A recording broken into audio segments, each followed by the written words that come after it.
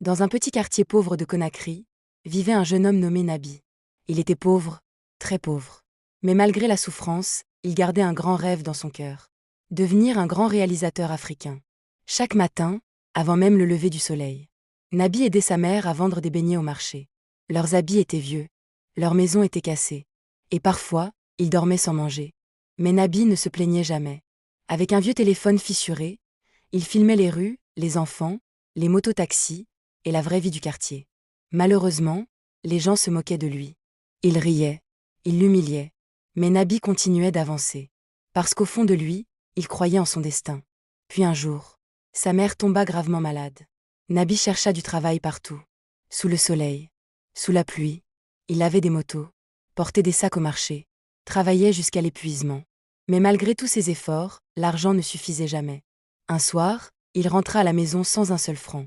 Sa mère était couchée dans l'obscurité.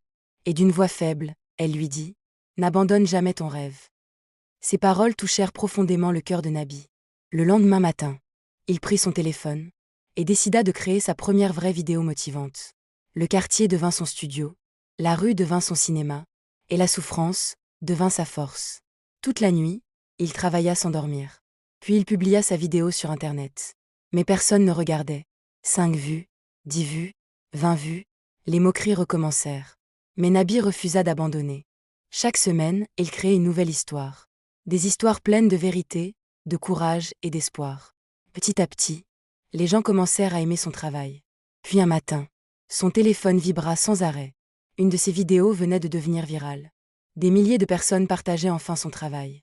Le jeune homme pauvre du quartier devenait une inspiration. Quelques semaines plus tard, une grande entreprise contacta Nabi pour travailler comme caméraman et monteur vidéo. Ce jour-là, sa vie changea complètement. Avec son premier salaire, il soigna sa mère, acheta une vraie caméra et redonna espoir à tout son quartier.